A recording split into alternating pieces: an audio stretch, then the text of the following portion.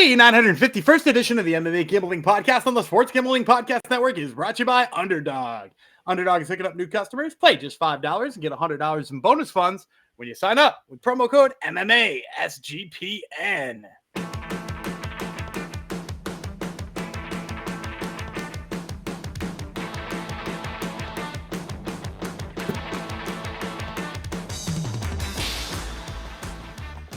Howdy ho, DeGenerinos. Welcome to episode 851 of the MMA Gambling Podcast and the Sports Gambling Podcast Network, dedicated to Leroy.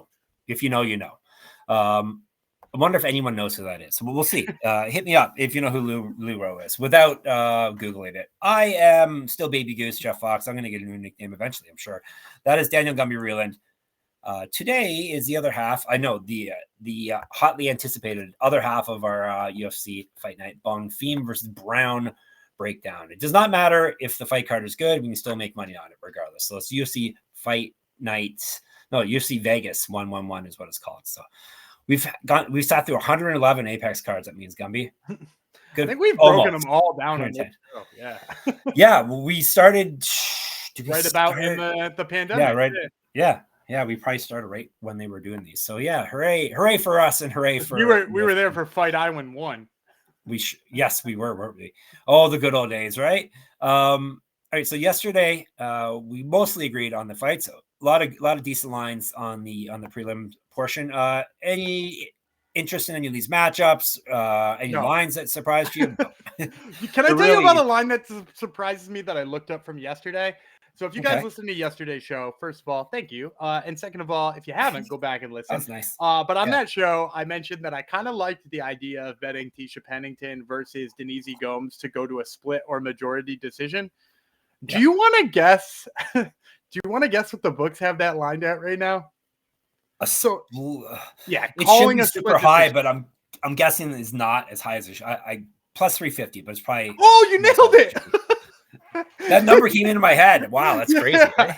Plus 350, which is how much are those usually? I never play those. They're usually like 800, 1,000. You know, it sort of depends on how the fight looks and like whether or not there's a chance that it's even going to a decision. So like most likely that fight's going to a decision anyway. So like it's going to be a touch lower, but like 350 is like you can get like finish props for 350. Now we're betting Sal D'Amato props here. Yeah, exactly. Whoa, that is interesting. So get in on that, ladies and gentlemen. At least a sprinkle here. So yeah, if Gumby's not even interested in the fight card, then you know this is going to be an interesting event. It's going to be a fun episode regardless.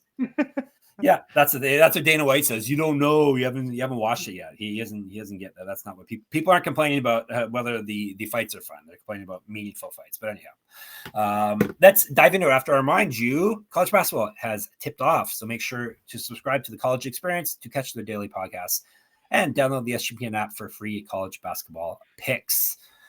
All right, let's dive into the second half. UFC Fight Night, Bonfim versus Brown, Saturday. 4 p.m. were the prelims, so 7 p.m. start time would be the main card, ESPN Plus, for a few more events. In the Apex, as per usual, I sound excited, right? We'll kick things off with the bantamweight, not bantamweight. That would be crazy if these guys are bantamweight. A middleweight fight, Marco Tulio, Brazil, Christian Leroy Duncan from England. We'll tell you about CLD first. That would be Duncan, 12-2, 9 knockouts, 1 submission, never been finished in a fight, 5-2 in the UFC. He's won 2 straight and 4 or 5. Knockout win in his last bout. Cage Warriors champion in a past life. 2 inches taller than Tulio, 5-inch reach advantage, a year younger. He has outstruck his opponents by 1.89 strikes per minute, plus 165. Matuto is Tulio's nickname. 14-1, 10 knockouts, 1 submission. He's been knocked out once. 2-0 in the UFC. It's part of a 10-fight winning streak. 4 straight of those have come via TKO. Last loss September 2018. 2-0 in Contender Series. Better striking stats and grappling stats and more active landing strikes than Duncan based off of I guess we got 4 fights sample size for Tulio. He's outstruck his opponents by 5.01 strikes in that span, minus 140.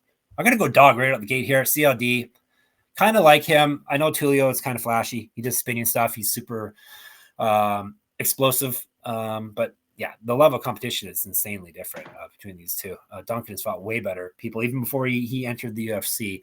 And he's also way bigger.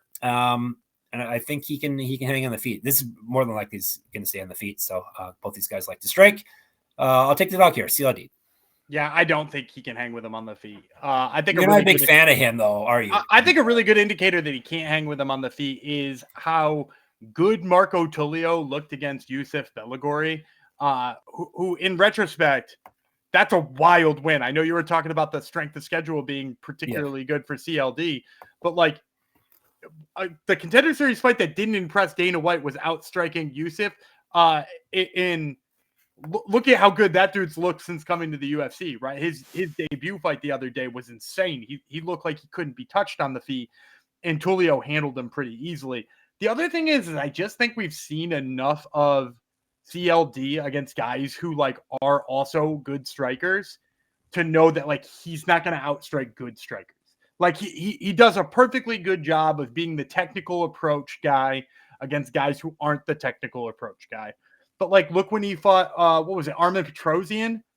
Like, he just wasn't going to hang with Armin Petrosian on the feet. Like, he's a good striker if he's going to strike against, some of these middleweights that he outstruck, right? But like, oh, you say that so derisively. These middleweights. Middleweight is like notoriously one of the worst. Yes. And like, too, if you look at the guys he's beating, like, do any of them stick out to you as being like, oh man, that guy's a really good technical striker, and you beat him in that realm? I'm not going to argue against myself here, so no, I'm not going to answer that question. No. So the answer is no. But like, I get the appeal of him. Like he's like you said, he's got like a lot of experience, and he's looked good at moments against pretty much everybody, except for those guys who I think are really good technical strikers. And I think Tulio can bring that kind of style. He's rangy. I think he's equally as dangerous and better at staying out of danger. So, yeah, I'm going to go with Marco Tulio here. All right. Like I said, last episode, we have to differ if there's any chance for me to catch up to Gumby. So we'll see if we differ here. We're going down to bantamweight. Ricky Simón, United States. Raoni Barcelos from Brazil. So a couple of OGs here going at it. We'll tell you about Barcelos first. 20-5, 8 knockouts, 3 submissions. He's been knocked out once, submitted once. That's durability right there. 9-4 in the UFC. He's won 3 straight. Before that, he lost 2 straight. He's got 4-4 over his last 8. He last lost a fight August 2023. Used to fight up at featherweight. Multiple regional championships on his mantle. Correct. Get our shirts, get our merch, sportsgamblingpodcast.com/store. 2012 Pro MMA debut. BJJ gold medalist and a wrestling champion. An inch of height over Simón. More active landing strikes. He's outstruck his opponents in the UFC by 0.47 strikes per minute. He's at plus 155. Simón, 22-6, 7 knockouts, 4 submissions. He's been knocked out twice, submitted once. 10-5 in the UFC. He's won 2 straight. Before that, he lost 3 straight, and he's gone 7-3 over his last 10. He used to fight at 145. A former LFA champion, which we had a lot of yesterday. 2014 Pro MMA debut. 2 inches of reach over Barcelos, 5 years younger. He's been outstruck by 0.79 strikes per minute. He's at minus 160. Go ahead. Yeah, I'm going to go Ricky Simón. As much as, the 3-fight win streak of Barcelos is like kind of intriguing to me, like it's pretty much the same way every time, right? Like he's just like a little bit better of a grappler than you ever expect him to be. But right, the Peyton Talbot fight is a perfect example. Like he just wore down Peyton Talbot, hit 100 takedowns, and it was before Peyton Talbot decided he could just go into the lab and become a great wrestler overnight. And and like he figured it out and whatever. But like this is before he figured it out. I think the idea of anybody trying to be the better wrestler than Ricky Simón is like kind of crazy, right? Like, Umar didn't even really wrestle him all that much. Like Umar decided to throw hands with him, and granted, he caught him and tagged him, but like that caught him and tagged him is kind of the way you have to beat Ricky Simón, right? Like that's how Uriah Faber got him. That's how Umar got him. That's kind of like that's the way to beat Ricky Simón. And I just don't see Barcelos doing this. Like Barcelos probably going to have to work off of his back for the vast majority of this. I could see Barcelos not being able to keep the same pace as Ricky is. I know he's been able to do it in the past, but like not against somebody who wrestles like Ricky, who brings the noise like Ricky does. And I think like that probably wears him down late. Wouldn't be surprised with a ground and pound finish. Also, like Ricky kind of sneakily has hands too, right? Like he's thrown some bombs once in a while and kind of knock people out. So, knockout on the feet wouldn't surprise me either. Cause like Raoni is not like a slick striker or anything like that. So Yeah, I'll take the grappling prowess of Ricky Simón here. Yeah, I second that emotion. Better grappler, younger, good striker as well, as can be said.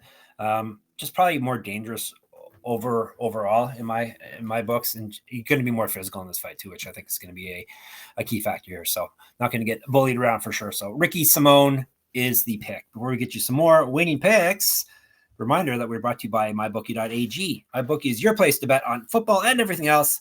Their prop builder is second to none. Their motto is bet on anything, anywhere, anytime. They have easy deposit, lightly fast payouts using crypto. Check out the UFC lines for this event over at MyBookie. And when you do head there to mybookie.ag, sign up with our promo code MMASGPN. That way you get 100% bet back bonus up to $500 for new customers. So that's mybookie.ag, promo code MMASGPN. And Novig. We're also brought to you by Novig, Novig, all one word. Novig is America's #1 sports prediction market. Novig, you're getting the best prices. They have reduced juice. Novig is available in 35 plus states. Download the Novig app and get $50 when you spend $5 if you use our promo code SGPN. Get in on the action with Novig, promo code SGPN. Back to the fight card. We are going up to 155 now. Bonfim #1, Ismael Bonfim from Brazil. I think he's the older one too, so he is Bonfim number 1 versus Chris Padilla. You may wonder who Chris Padilla is. I'll let you know. There you go. Gumby let the cat out, the taco out of the bag. Taco Padilla. They're fighting 155. We'll tell you about Taco first. 16-6, 8 knockouts, 5 submissions. He's been knocked out once, submitted twice. 3-0 in the UFC as part of a 6-fight winning streak. He last lost May 2022. Multiple regional championships on his mantle. Correct. Get our shirts, get our merch, sportsgamblingpodcast.com/store. 01 Bellator, RIP. 2014 Pro MMA debut. Used to fight at 170. And he's an inch taller than Bonfim, 3-inch reach advantage. Better grappling stats than Bonfim. He's outstruck his opponents in the UFC by 0.45 strikes per minute, plus 200. Murata. They love Murata nicknames almost as much as Ronda nicknames in Brazil. Murata is 20-5, 9 knockouts, 4 submissions. He's been knocked out once, submitted 4 times. So that is not durable. 2-2 in the UFC. Loss over his last 3. 14-2 over his last 16.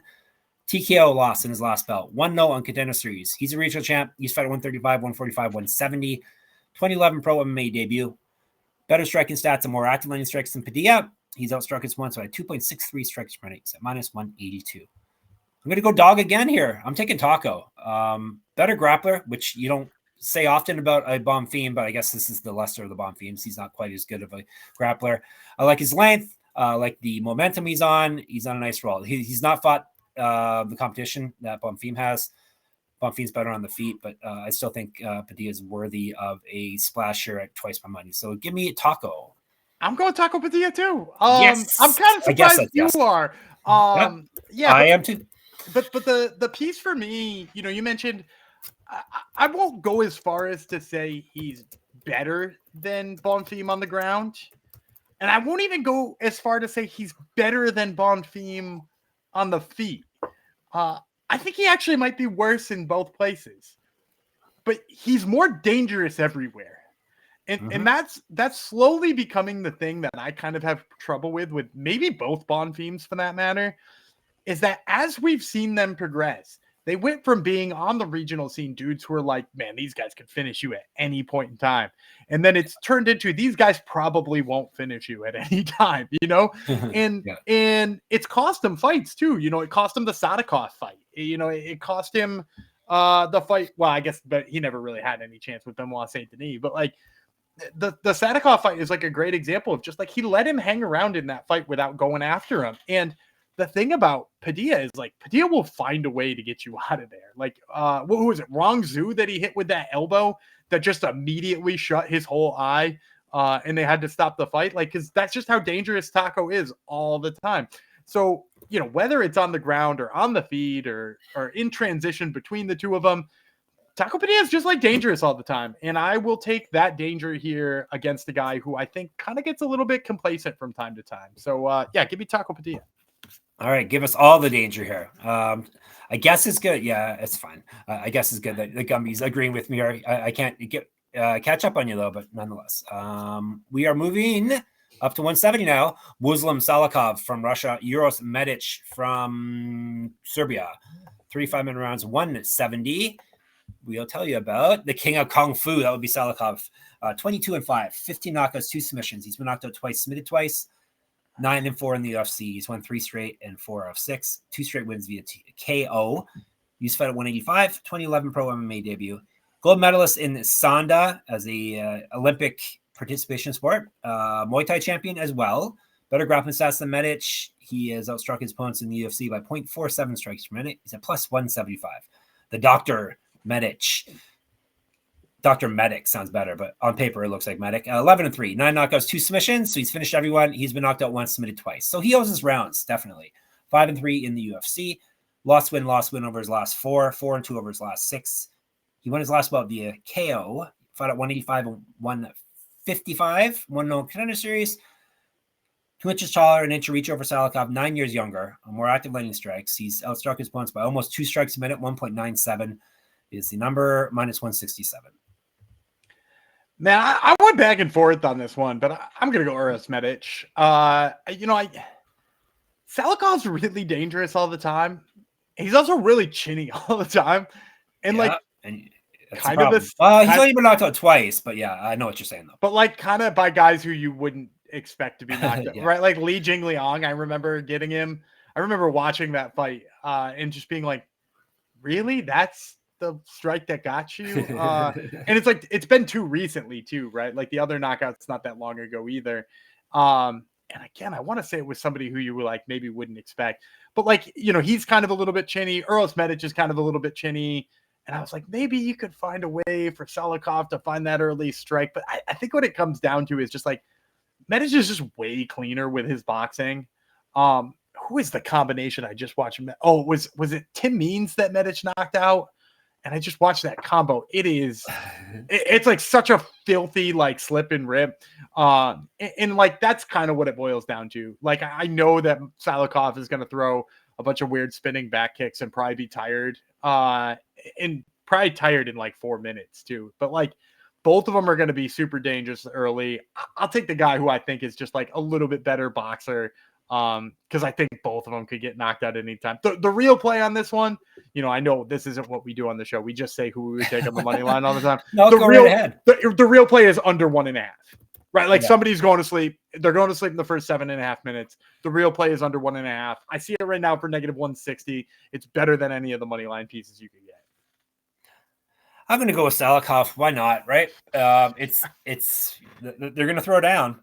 Someone's probably going to go to sleep. So I'll take my chance with Salikhov. Like I wrote him off quite a few fights ago, and I've written him off 100 times. I think I wrote him off when they hired him. I think I wrote him off when he still seems to have life left in him. So Medić is dangerous though. But like Gumby said, the real play maybe within 1.5 or even less than that. So, but I'll take a stab on him. Why not? Old men got to stick together.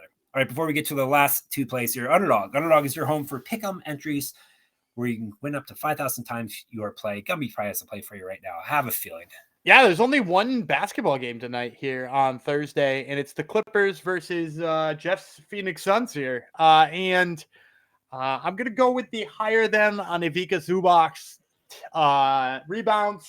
I love me a rebound prop. The guy's got 41 in his last 3 games, which is an insane total. So we're going to take the higher than on Zubac's rebounds. All right. Take that and take this. Underdog's got a brand new offer for new customers. Play just $5 and get $100 in bonus funds when you sign up with our code MMA SGPN.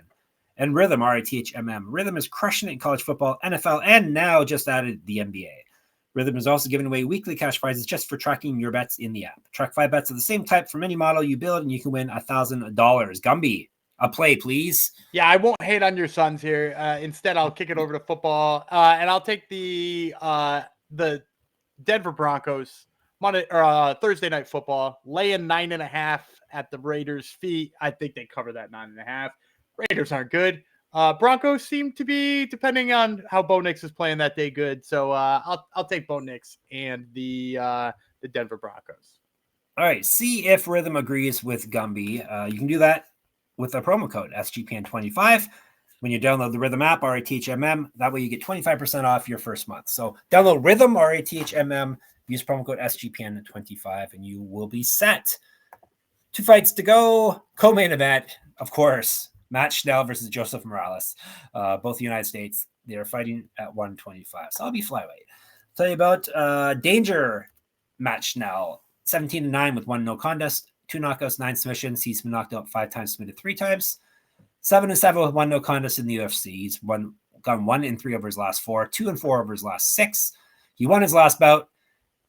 Used to fight at 135, 1-1 in the Ultimate Fighter, 2012 Pro MMA debut, 2 inches taller, an inch reach advantage over Morales, twice more active landing strikes. He's been outstruck just barely. He's at minus 0.04, so pretty much a wash. Plus 200 for him. Bopo Morales, 13-2, 2 knockouts, 7 submissions. He's been knocked out once, 2-2 in the UFC over 2 stints. However, he's won 4 straight and 4 of 6, 2 straight wins via submission. Last lost a fight November 2018. He went 2-0 in the Ultimate Fighter and won his way back into the UFC through that. Champion there. About to reach your championships on his mantle. Correct. Get our shirt, get our merch, sportsgamblingpodcast.com/store. 2014 Pro MMA debut, 4 years younger than Schnell, better striking and grappling stats than Schnell. He's been outstruck, but just barely as well, minus 0.09, so it's a wash as well. Minus 265. The line near you. It's me. The line's probably wide. Gummy's probably going with Schnell, but I'm going to take Morales here. I like what I've seen from him in his rebirth, so to speak. Ground, I think he's better on the ground than Schnell. Schnell is dangerous. The nickname fits him well. He's a tough guy to face here, so that's why this is not a really great line, but I think Morales is probably going to win the fight. So give me Joseph Morales. I actually don't mind the line at all. I'm all over Joseph Morales. Okay, I forgot you like him too. Yeah, well, and I was just going to say, when I was about to interject there and realized it wasn't my turn, I was going to say, I think the stats are even a little misleading on him. You're talking about him being outstruck. That was a whole different Joseph Morales. He went 0-2. What was that, 100 years ago? He's it was exactly 100 years. Yeah, 100 years ago. And he's not that fighter anymore. And like you mentioned 2-0 on the Ultimate Fighter. I feel like that doesn't even really put a good glimpse into like how good he was on that show, because he opened the show by upsetting Eduardo Chapelin, the LFA champ. Like in the first fight, he subbed the LFA champ in the first round. And like that is like above average ground game, because Chapelin has looked great for LFA. And if I'm not mistaken, just beat Antoine Ho in Contender Series. So like we're talking about, having a really, really, really excellent run here. And then what he did to Alibia Diris in the finals was, really superlative. So I'm really in on the grappling of Joseph Morales. I think it has gotten head and shoulders better. I love the wrestling aspect of it. And Schnell has got some pretty poor takedown defense. I think, if you look at it historically, it's under 50%. I think you're going to see him give up a lot of takedowns. He's probably going to throw up a ton of triangles, but I like the grappling defense of Joseph Morales. And I think that's going to carry the day for him. All right, lock it in. We got our main event of the evening, 170 pounds. Bonfim number 2, the better of the Bonfims. Gabriel Bonfim, Brazil. Randy Brown from Jamaica, 5-minute rounds, 170 pounds. We'll talk about Rude Boy Randy Brown first. 20-6, 8 knockouts, 5 submissions. He's been knocked out twice, submitted twice. 14-6 in the UFC, 4-1 over his last 5. Won his last bout via knockout. Regional champ. 2014 Pro MMA debut. 2 inches taller than Bonfim, 6-inch reach advantage. He has outstruck his opponents with 1.21 strikes per minute, plus 170. Maratina, little Murata. So littler than his brother, but he's not. He's up a weight class. One weight class, right? Yeah. Used to fight out. He's 18-1 for Bonfim. 3 knockouts, 13 submissions. He's been knocked out once. 5-1 in the UFC. He's won 3 straight. He last lost November 2023. 1-0 Contender Series, LFA champion formerly. Another one here. Used to fight at 135 and 155. 2014 Pro MMA debut. 5-0 as a boxer, professionally. 7 years younger than Brown. Better grappling stats than Brown. He has outstruck his opponents from 1.01 strikes per minute, minus 178. And Gumby gets to do the main event first this time. I'm going to go Root Boy to end it. So am I. Really? Yeah, I was not expecting that. Me too. I wasn't expecting either. We both double faded the Bonfims. We did. Double fade the Bonfims, baby. But look, he didn't look good against Wonder Boy. I think he won that fight despite the fact that like a lot of people debate it. Like, I think there's an argument that he won the fight. But like, he didn't look great before that against Ange Lusa. You look at the takedown attempts against Ange Lusa, and they're not really all that great. not getting him down. And, Angelos is having his moments in the grappling. And then like Randy Brown is like kind of a sneaky good wrestler. I think he surprises us all the time with his wrestling. He's really long. His losses in retrospect look kind of good. Like I think we hated on him a little bit when Jack Della Maddalena pieced him up, and it's like, well, the guy's the champ. And so like that, there's that piece of it all. And then like his only other loss is like a weird split decision to Brian Battle, which could have probably gone either way, but like, that's probably a legitimate loss. But his hands are good. We were just talking about like what it takes to knock out Muslim Salikhov. He knocked out Muslim Salikhov. He's the other one, right?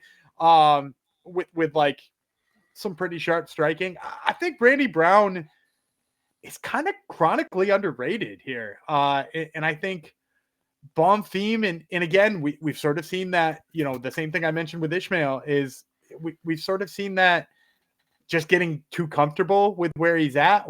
We definitely saw it in the fight with Wonder Boy, and we saw it a little bit in the fight with Angelos, a little less so with Chaos Williams, but like he just kind of like is comfortable thinking he's winning the fight. And I don't know how long you can do that to Randy Brown. Oh, it's worth mentioning too, the cardio sex. Like he lost to Nicholas Dalby just by being out cardioed, right?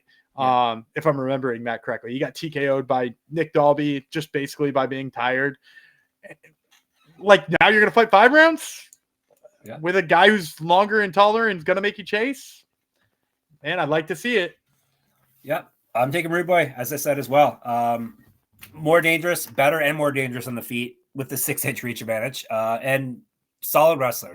Bonfim is a better grappler, but Brown has fought plenty of grapplers over his career and survived pretty much against all of them. So, I think Rude Boy is a very nice play here as a dog. All right, let's recap and give you our bonus plays here. We both have Brown. We both have Morales. I have Salikhov. He has Medić. We both have Padilla. We both have Simón. We both have no, we don't. You have Tulio. I have Duncan. All right, lightning round, not lightning round. Locks, dogs, parlays, props, all that fun stuff here. Is it you? Is it me? I think it might be me. I think it's you, but I think we have the same ones this week. Really? That's my prediction. Who's our lock? Is it Ricky Simón? Yeah, that's probably the best line around. Mine is Ricky Simón.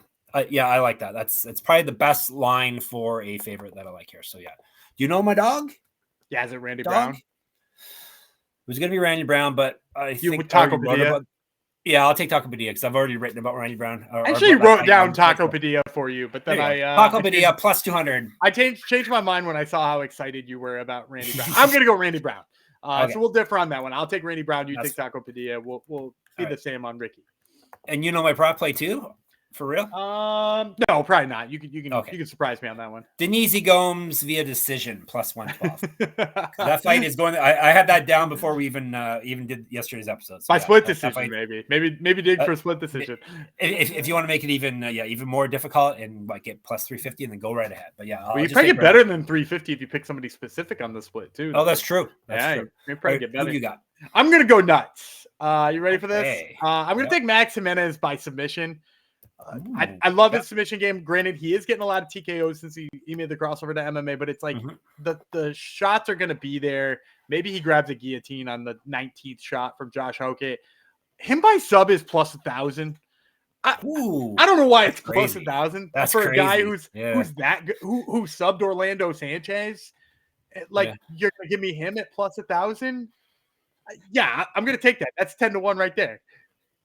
All right. Locks Simón, Brown, and Padilla are the dogs. Jimenez via submission, Gomes via decision are the props. All right, Hungry Man Jong Sumpling coming up. Yeah, we're gonna do a parlay. I got 2 fights I like here. We mentioned liking Ricky Simón. He is my lock of the week, but I'm also gonna put him in this Hungry Man Jong parlay. I mentioned I kind of think he tires him out and finds a TKO. Raoni Barcelos, I don't think he can keep up with his kind of pace. He's also got the chance to spark him on the feet. Right now, 375 on a Ricky Simón knockout, which I kind of like on its own. Obviously we're doing this for the activity of finding a 10-1 2-fight parlay, but like 375 is definitely playable. And then I'm going to roll that together with Marco Tulio by knockout. I know you don't like that one. I think Tulio is special on the feet. Plus he spent a lot of time in the Apex recently. Did you know that? Marco No, Tulio. why? Oh, he's Norma Dumont's boyfriend. So he was cornering her and hanging out all week. So he's been there for a couple weeks already. But yeah, I'm gonna take Marco Tulio by knockout as well. That one's 255. And he's flashy on the feet, could catch Chris Duncan. So to put those two together, you're gonna get plus 1586. Plus 1586. Simón knockout, Tulio knockout, plus 1586. Beautiful. All right, you're all set. You can hit us up in the Discord, sportsgamblingpodcast.com/Discord. Hit us up on the YouTube MMA Gambling Podcast. Hit us up on the Twitter, SGPN MMA. He's at Gamble Responsibly. I'm at Jeff Fox Writer, at Jeff Fox Writer on Instagram. Check out my Substack, enter my free UFC pick'em contest, and I'll check out all the stats and stuff that I track over at moneymma.substack.com. Gumby has a podcast called Top Turtle. Tell the people who is on Top Turtle this week. Yeah, we're chatting with Max Jimenez before his UFC debut, and we're also talking to Sean King, who's a really fun prospect who's going to be fighting at Fury FC 111 this Friday. And check out our Fury episode of this here podcast a couple episodes ago. And check out all our writing at sportsgamblingpodcast.com. You can check out our store, sportsgamblingpodcast.com/store. You can get bonus content from the bosses, sportsgamblingpodcast.com/Patreon. And you get more of us come Sunday after Gumby bids you farewell. All right, I'm Dana Gumby Freeland. He's Jeff Taco Fox, and we will see you on Sunday.